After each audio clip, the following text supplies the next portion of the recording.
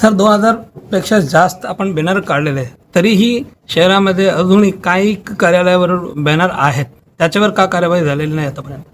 नाही, त्याच्यावर नुसती कारवाई नाही करणार. डिफेन्समेंट ऑफ प्रॉपर्टी ऍक्ट खाली पोलिसात तक्रार पण दाखल होईल पुढच्या 3 दिवसामध्ये. दोस्तों नमस्कार। दोस्तों, महानगर पालिका चुनाव का ऐलान हो चुका है, आचार संहिता लागू हो चुकी है। 15 दिसंबर से महानगर पालिका चुनाव का ऐलान होते ही आचार संहिता लागू हो चुकी है और आचार संहिता लागू होने के बाद में कई नियम कायदे कानून लागू हो जाते हैं। आचार संहिता का पालन करना हर एक राजनीतिक पार्टी के लिए बेहद जरूरी है। अगर आचार संहिता के पालन में किसी तरह की कोताही होती है तो उन राजनीतिक पार्टियों के खिलाफ कार्यवाही तक होती है। हम यहाँ आचार संहिता का जिक्र क्यों कर रहे हैं, तो आपको बता दें कि आचार संहिता के नियमों के हिसाब से किसी भी राजनीतिक पार्टी का या राजनीतिक बैनर, कोई भी तरह का राजनीतिक बैनर आचार संहिता लागू होने के बाद में शहर में खुले में बिना परमिशन का होना नहीं चाहिए, ऐसा नियम है। उसके बावजूद शहर की लगभग सभी बड़ी राजनीतिक पार्टियां जो है वो खुले आम आचार संहिता की धज्जियां उड़ा रही है। उनके बैनर आज भी जस के तस है। हालांकि 2 दिन पहले महानगर पालिका ने एक प्रेस नोट जारी करके उस प्रेस नोट में ये डेटा दिया। उन्होंने बताया महानगर पालिका ने कि 2000 से अधिक इस तरह के बैनर पोस्टर जो कि पॉलिटिकल है उन पर कार्रवाई करते हुए उनको हटाया गया है।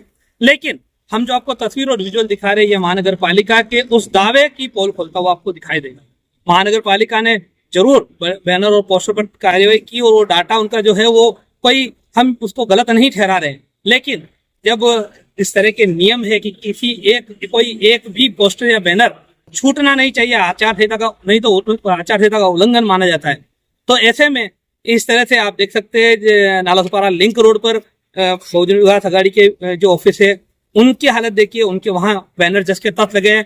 भारतीय जनता पार्टी का ऑफिस है, वहां पर भी उसको कुछ कवर किया गया है, लेकिन फिर भी क्या वो पूरी तरह से कवर है, क्या वो जो बाकी बचा है उसमें आचार संहिता का उल्लंघन नहीं है, ये सवाल है मेरा। और जिस तरह से वाचनालय का मनसे का नाम लगा हुआ वाचनालय है उस पर से भी उसको भी कवर नहीं किया गया है। तो कहीं ना कहीं ये सब महानगर पालिका क्षेत्र में आचार संहिता के उल्लंघन के मामले साफ तौर पर दिखाई दे रहे हैं। अब महानगर पालिका प्रशासन और इलेक्शन डिपार्टमेंट, चुनाव आयोग क्या इस पर कार्रवाई करेगा? क्या इन राजनीतिक पार्टियों के खिलाफ आचार संहिता के उल्लंघन का मामला यहाँ संज्ञान में लिया जाएगा, ये सवाल है। महानगर पालिका ने जो डेटा दिया था, हमने जिसका आगे जिक्र किया, 2000 से अधिक उन्होंने बैनर पोस्टर निकाले थे। तो आप एक सिर्फ कल्पना कीजिए कि शहर भर में कितने राजनीतिक पोस्टर रहते हैं, कितना शहर उनसे गंदा हो जाता है।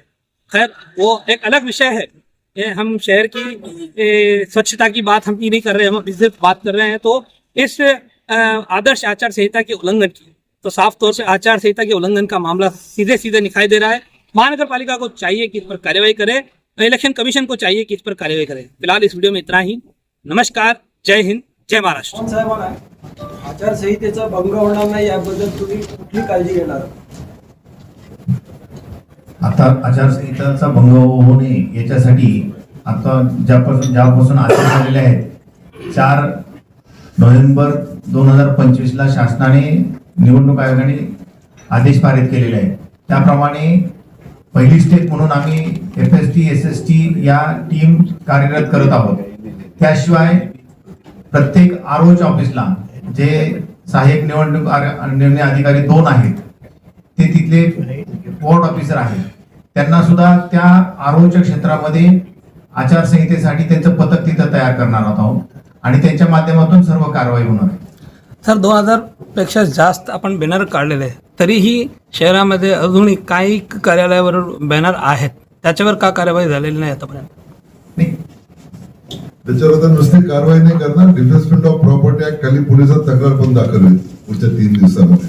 हमारे चैनल सैफ न्यूज लाइव पर अपने व्यापार और सेवा से संबंधित विज्ञापन प्रसारण हेतु दिए गए मोबाइल नंबर पर संपर्क करें।